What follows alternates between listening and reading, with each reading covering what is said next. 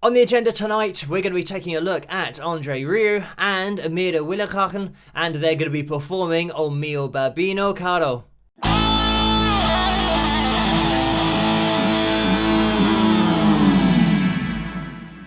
Hello, Phil here from Wings of Pegasus and welcome to another analysis video. If you enjoy this video, please give it a thumbs up and subscribe. So let's get Amira and André up on screen. For reference, Amira was 11 years of age during this performance and she won Holland's Got Talent at the age of 9, and that was in 2013, and this is from 2015. And to give you fair warning as well, I am going to be jumping into this, so if you want to watch it the whole way through without me interrupting it, there's a link in the description below, as always, and that would take you straight through to André's official channel. But let's see how she gets on.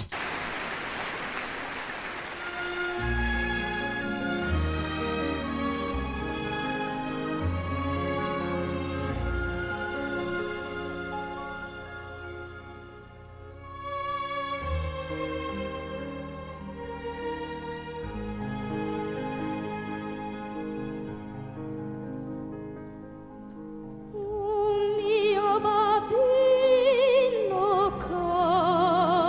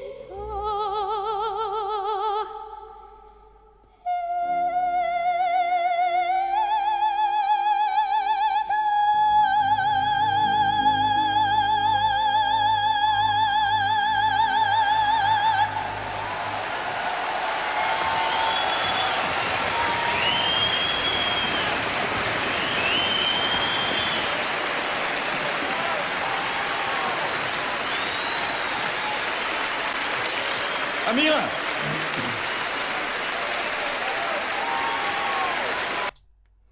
And there we have it. I was planning on jumping in to that performance, but I think it is one of those that once you're into it, you've just got to watch it till the end. And the great thing is that here we just get an appreciation of the perfect vocal cord connection that we can hear. And somebody here who was singing at this age, and actually, a couple of years before this when she won Holland's Got Talent, she still had this vocal ability. I know that there are a lot of children who sing and might go on talent shows and all that kind of stuff, and the judges are really impressed, but this has something in it. I mean, with Amira's voice, she has control where a lot of children and people whose voices haven't matured yet, and they literally haven't matured as people yet, they don't have full control of the voice. They might be able to hit pitches, and this is the difference, is that a lot of kids can sing along with a song and hit pitches, and some can hit them really accurately, but when you start involving technique and stylizations and things that are added to the vocal that we attribute to, fully grown vocalists, and when I say that, what I mean is fully grown vocally, so diaphragmatic support and having experience at performing as well. There are so many things that go into performing in front of a lot of people, but having a well-rounded voice, working on chest voice and mixed voice and head voice, and even falsetto, even though I know in classical music you're not going to be having somebody hitting their high notes in falsetto. You can tell by the sound of the notes that we're getting here that it's just a pure vocal cord connection and resonance. That's what's going on here, and you can imagine that as she gets older, and she is older now, that the sound will fill out, because that's what happens when you start developing the muscles and that diaphragm and being able to put more body, a more rounded tone into it. But here we've got all of the control that then a classical singer would have later in their career, but with this perfect vocal cord connection. So as you would have noticed, we've got the pitch monitoring software on screen. So I've put Amira's voice through that and isolated her vocal so that we can hear it more clearly. The great thing about this is that we can now see what Amira does that a lot of child singers don't do or don't have the ability to do yet with their voice. And we're going to be able to look at these vocal lines on the screen and it will show us exactly what's going on. O mio babbino caro, mi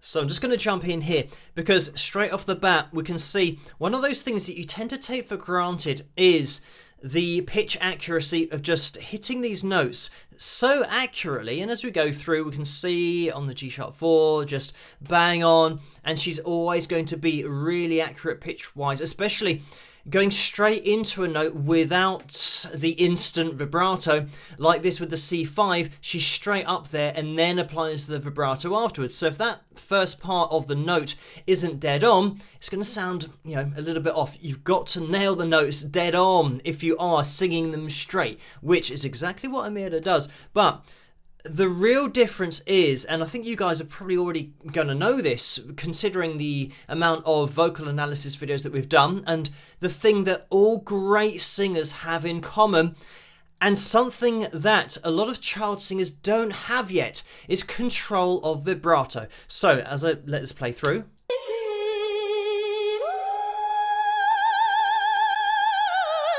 So, right up here, the G sharp 5, again, she entered into that note straight and she was bang on, but then listen to the vibrato when it kicks in. We'll listen to it in slow motion.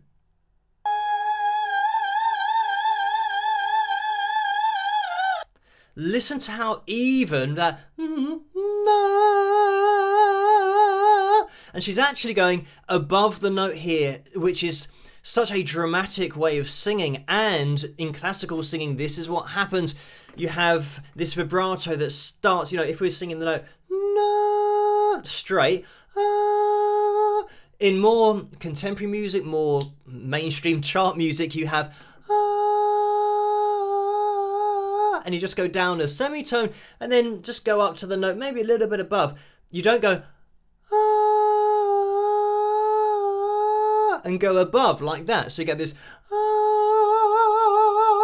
and you get a lot more of a dramatic wave to it. And the impressive thing is here that she's got this at this age, being able to hit a note that's really high up there, get this really clean, pure head voice connection, and it sounds great, but she can do something with the note, and that's what a lot of children can't do yet. She's got this even, consistent vibrato all the time, and she's covering the same pitch all the time with that vibrato, so it's not wild. So this is why her voice sticks out, because it's got the control of an adult. It's not just hitting pitches and you thinking, oh, isn't that cute? There's a kid who's hitting notes and singing, albeit, not that well, just hitting pitches. It's not that case here. This is going to connect with you on a deep level because it sounds like it's the voice of an adult. And this is it, that when you then see it's a child, there's this weird thing that happens that you can see people in the audience who are obviously emotional and crying, and there's been quite a lot of the emotional reactions put into the edit for this video. But you would then think, if you weren't looking at the fact that it was a child, how would you react in that way? I do want to explore that in this video with child performers, whether it be playing an instrument or singing, why we react the way that we do to children when they're performing and they are of a good standard. It's an interesting thing that happens. It's almost like our reactions are exaggerated. Listen to the control in vibrato, not only holding on a note, but the way that she descends with this same technique of vibrato. And we'll listen to it in slow motion, so it's going to sound a little bit weird, but it just highlights what she's doing with her vocal cords at such a young age, having this kind of control.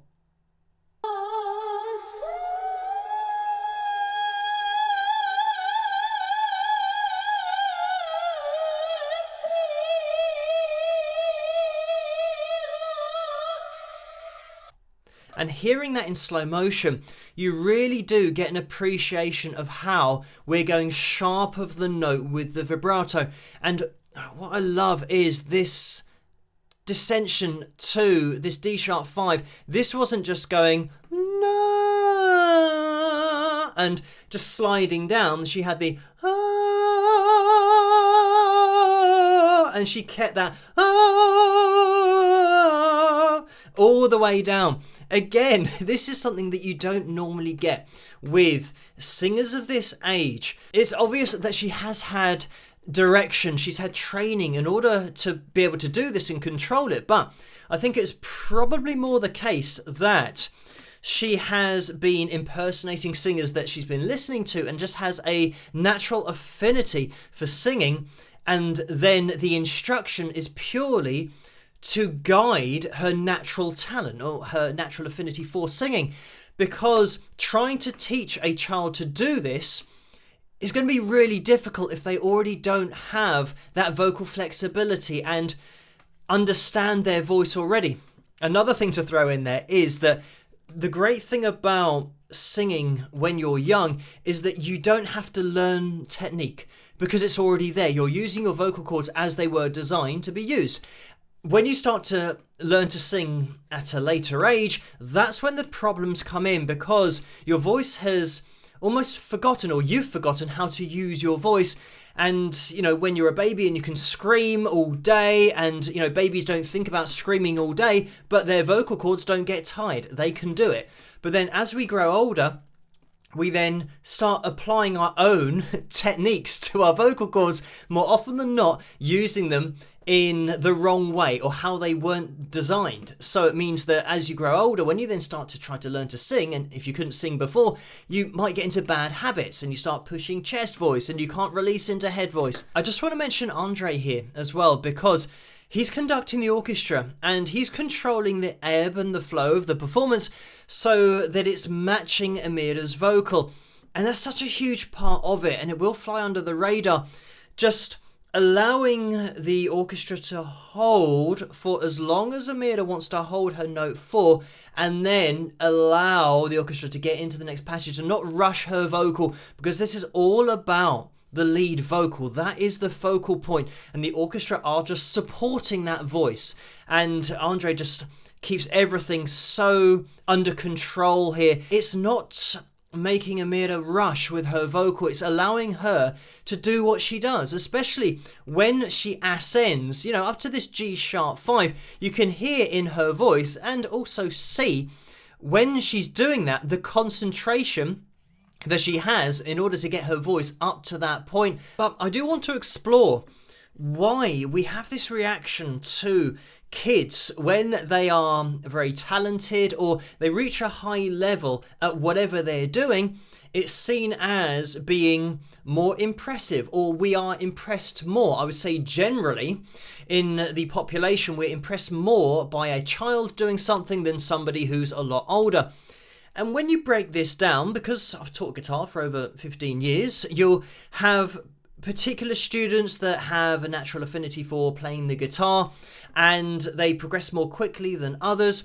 But you still have to work into that equation that they are children. And when we're talking about singing here, they are children who are learning at a really fast rate, the fastest that you're ever going to learn, because they are kids and your brain is a sponge for information. So you could argue that kids have that natural advantage. Anything they are taught, they are going to retain, and they're going to be able to execute what they're being taught, because that's part of human survival. They've got to keep this information that they are learning from the older generations in order to survive as a human into the future. When you then consider, when you are older, the hardest thing is finding the time to practice, because you've got a full-time job, you have to pay your mortgage, you might even have kids of your own, so you have very little time to practice anything. But when you are a kid, you might be going to school from 9 till 4, even less than that, sometimes 9 till 3, and the rest of the time is yours to do what you want with, and it might be practice your singing or practice playing your instrument. You might have a little bit of homework to do, but then you might get, you will get 8 weeks off in the summer. You'll get 4 weeks off at Easter. You'll get 2 weeks off for half term, sometimes 1 week off. So you get these massive chunks of time that are free to you to practice whatever you want to practice, with the advantage of having a brain that is learning at an a greatly accelerated rate. So once you start throwing all these things together, you think, well, this is the perfect scenario in the situation for somebody to get really good at something really quickly, because there's a natural advantage and there's the environmental advantage of having time to do this, because everything takes practice. Even with kids that are immensely talented, they have practiced multiple hours every day, even with their natural talent. Another thing that I want to mention as a teacher myself is the ethical question of it, because without doubt there are situations where there might be a really talented child who's playing guitar or singing, and they might only be 5 or 6 years of age, and it has taken a lot of practice to get to where they are at that age. And the ethical question is there of, is the kid deciding to do this, or is it the parent who is effectively making the child do this, who doesn't know any better because they don't know what life is about yet, and they are then going to put the video on YouTube because they want to get millions of views, and the parents see that as a way for them to make money from the child. So it's a really dodgy area, and whenever I see children playing an instrument at a high level who are maybe under the age of 8 or 9, I think there's a potential argument there as to whether the child has had a free choice to do this, or whether it's just been their life and it's all they've known and there's not really been a passion for it. They've just trusted from the older generation that, oh, this is what I have to do. Then looking at the flip side, imagine that you might be 25 or 30 and you've just started learning to sing or play the guitar or play any instrument, and then after maybe 3 or 4 years you get up to a really good level of playing on that instrument and you can communicate through it and get an emotional reaction from people. Is that not as impressive? Is it not as valid as a child doing the same thing?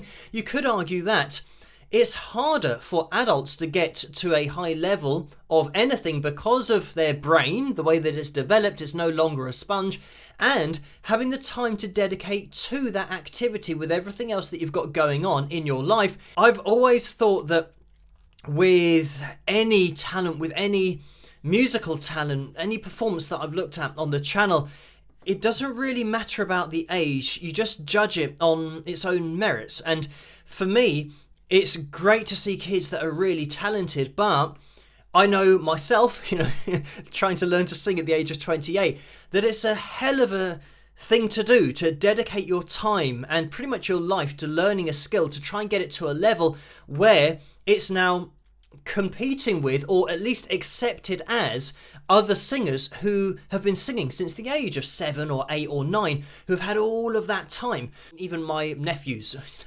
who are 5 and 7 years of age, they can already sing or hit pitches. They can copy a song or a melody and it's automatic. I don't have to teach them how to use their vocal cords to get that note. They just do it. But it is an interesting thing to discuss as to why we're more impressed by children performing something at a high level when compared to an adult performing at the same level.